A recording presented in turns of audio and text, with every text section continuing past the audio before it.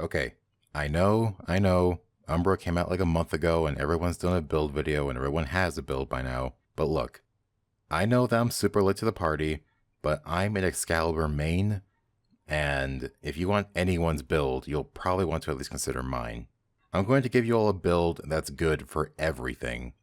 Endgame, DPS, tank, CC, the official Jack of all trades build. So if you got the time, let me try to convince you to switch over to what I got for you.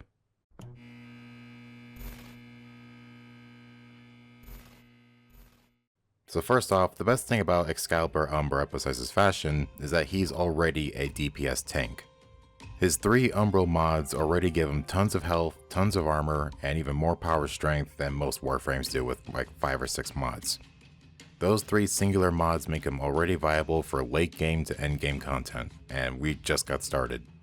Next, of course, you want your Aura and Exilus mods, Steel Charge and Power Drift.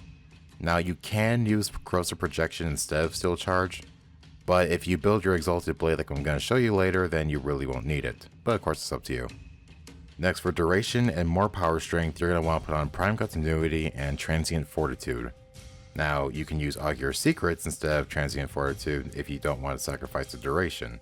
It would lower your damage output, but it would also increase the Exalted Blade's efficiency and your blind duration. Pretty great if you're more into a crowd control playstyle. What's most important is that you keep your power strength above 180%, and this is the exact reason why. Chromatic Blade. If you're not using Chromatic Blade with Excalibur, you're playing Excalibur wrong. Chromatic Blade will make your Exalted Blade do status damage as your new base damage based on your energy color. Blue for electric, red for heat, white for cold, green for toxic. You'll need to adjust your mod order according to your energy color, but more on that later. The reason you want at least 180% power strength is that it affects your status chance of your Exalted Blade. As we all know, status is king. With 180% power strength, you'll have a 100% status chance given to your Exalted Blade.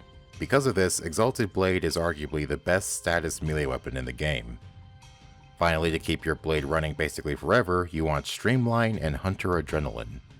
You don't know how much it peeves me when I see people with like 160 to 175% power efficiency.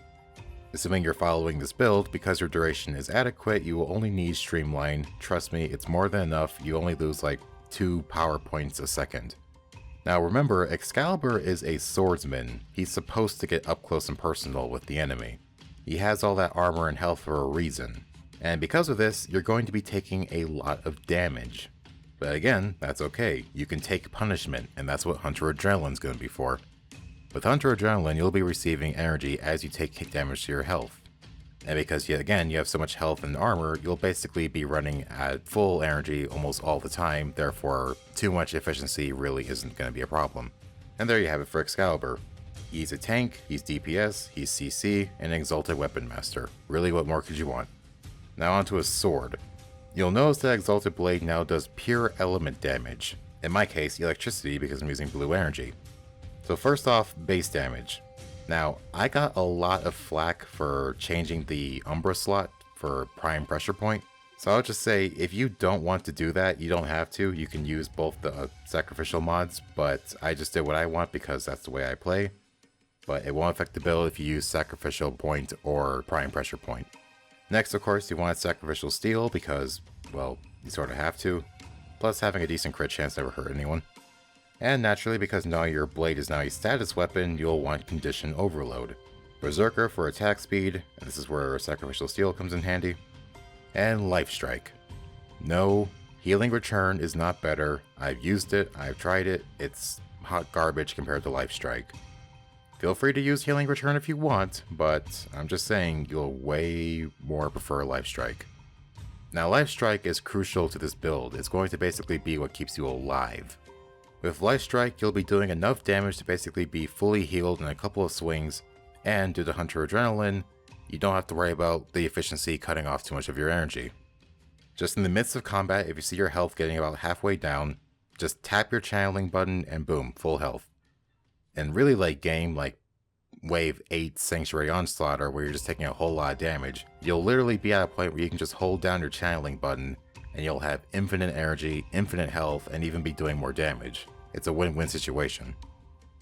Now here's where things get kind of complicated. So you got 3 mod slots left, right? These are going to be your element slots. Now to get a dual combination damage effect, you'll need 4 element mods, right? Well, Chromatic Blade is affecting your Warframe to where your energy is essentially filling in the space for the 4th energy slot. So to a sense, your Umbra is now a element mod.